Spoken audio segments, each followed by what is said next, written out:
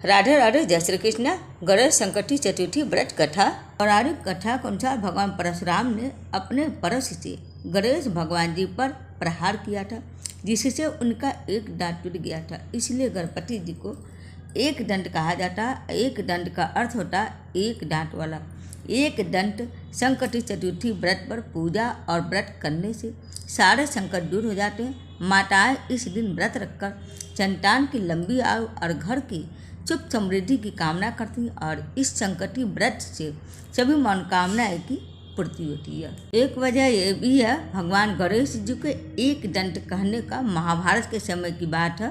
महाभारत विश्व का सबसे बड़ा महाकाव्य है। इसमें 1 लाख से ज़्यादा श्लोक है। महर्षि वेदव्यास के मुताबिक यह केवल राजा रानियों की कहानी नहीं है, बल्कि धर्म, अर्थ, काम और मोक्ष की कथा। इस ग्रंथ को लिखने के पीछे भी रोचक कथा है। कहा जाता है कि ब्रह्मा ने स्वप्न में महर्षि व्यास को महाभारत लिखने की प्रेरणा दी, तो महर्षि व्यास ने यह काम स्वीकार कर लिया। लेकिन उन्हें कोई लिखने वाला नहीं मिल रहा था, तो वे ऐसे किसी व्यक्ति की खोज में लग गए जो इसे लिख सके।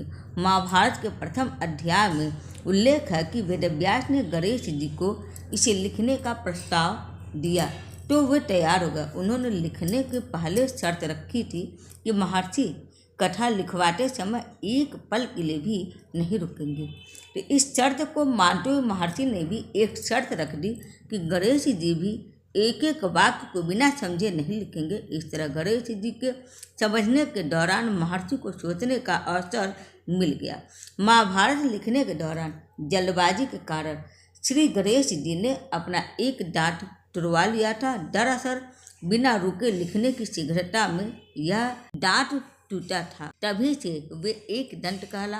लेकिन इतनी शीघ्रता के बाद भी श्री गणेश जी ने एक एक शब्द समझ कर ली। इस कहानी से हमें एक शिक्षा मिलती है कि महाभारत लिखने वाला श्री गणेश जी भी आजकल के प्रबंधकों के लिए एक संदेश देते हैं। प्रबंधक, चाहे वह श्रोता या एक वक्ता, उसे हमेशा ही विषय को लेकर गंभीर रहना चाहिए। अच्छा लेखन या बेहतर संवाद तभी हो सकता है जब हमारी समझ और ज्ञान साफ हो। गणेश भगवान जी के बाद चौथ माता की भी कहानी सुना जाता है। एक नगर में एक बूढ़ी माँ रहती थी। वह अपने बेटे की सलामती के लिए 12 महीनों की चौथ का व्रत करती थी। हर चौथ को पंचारी से थोड़ा सा गुड़ और घी लाकर 4 लड्डू बनाती और एक बेटों को देती, एक से पूजा करती और एक हटकार के लिए निकालती और एक चांद उगने पर खुद खा लेती थी। एक बार उसका बेटा टाई से मिलने गया। टाई ने चौथ का व्रत रखा था। टाई से पूछा, माँ तो 12 चौथ करती है। टाई बोली, तेरी माँ तेरी कमाई से तर माल खाने के लिए 12 चौथ करती है। तू परदेश जाए तो वह एक भी चौथ नहीं करेगी। लड़के को लगा टाई सच कह रही है। घर आकर माँ से कहा, माँ मैं परदेश जा रहा हूँ, यहाँ तू मेरी कमाई खाने पीने में ही उड़ा देती है। माँ ने बहुत समझाया, रोकना चाहा, पर बेटा नहीं माना। माँ ने उसे साथ ले जाने के लिए चौथ माता की आंखें दी और कहा, मुसीबत में ये आंखें तेरी मदद करेंगे। वह आंखें लेकर रवाना हो गया। घूमते हुए एक नगर में पहुंचा। उसने देखा एक बूढ़ी माँ रोटी जा रही थी और पुआ बनाते जा रही थी। उसने कारण पूछा तो बूढ़ी माँ ने कहा, बेटा इस नगर की पहाड़ी पर एक दैत्य रहता। पहले वह नगर में आकर कई लोगों को खाने के लिए मार देता था। अब राजा हर घर से एक एक आदमी को भेजता दैत्य के पास, और आज मेरे बेटे की बारी है, इसलिए मैं रो रही हूँ और इसी के लिए पुए बना रही हूँ। वह बोला, तू पुए मुझे खिला दे, तेरे बेटे की जगह मैं चला जाता हूँ। बूढ़ी माँ ने खीर पुए उसे खिला दिए और खा पीकर वह सो गया। और रात को राजा के सैनिक आए तो बूढ़ी माँ ने उसे भेज दिया। दैत्य के सामने पहुँचने पर उसने चौथ माता की आंखें दैत्य की तरफ एक कर कहा, हे चौथ माता, यदि मेरी माँ मेरी सलामती के लिए व्रत करती है तो दैत्य का सिर कट कर गिर जा। तुरंत दैत्य का सिर कट गया। लड़का वापस आ गया। राजा ने उसे उपहार देकर विदा किया।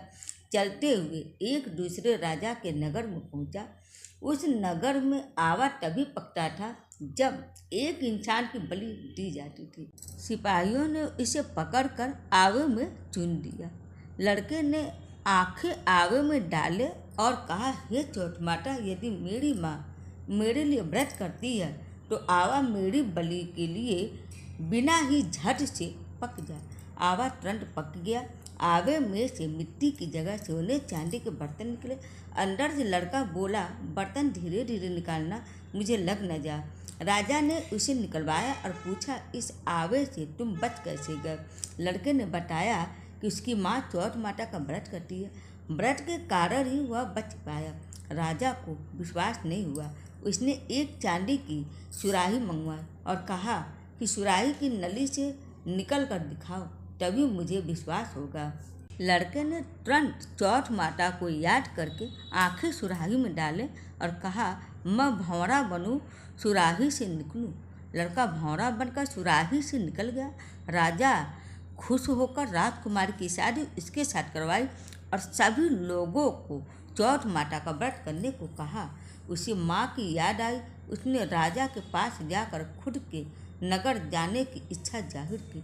राजा ने रथ, घोड़ा, हाथी और खूब सारा धन देकर, दहेज देकर उसे विदा किया। चौथ के दिन अपने नगर पहुंचा। वह अकेला पंचारी के यहाँ माँ का इंतजार करने लगा।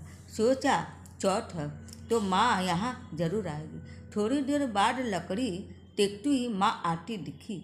बेटा माँ के चरणों में गिर पड़ा और कहा, माँ, मैं तेरा बेटा हूँ, मुझे माफ़ कर दो। माँ ने उसे गले लगा लिया। चौथ माता की जय जयकार करने लगे। उस नगर के सभी लोग चौथ माता का व्रत करने लगे। हे चौथ माता, जैसे बूढ़ी माँ और उसके बेटे की सहायता की, वैसे हमारी भी करना। कहानी कहने सुनने वाले पर सब पर अपनी कृपा बनाए रखना। तो बोलो चौथ माता की जय। तो उम्मीद है आप सबको मेरा वीडियो पसंद आएगा। हरे कृष्ण, हर हर महादेव।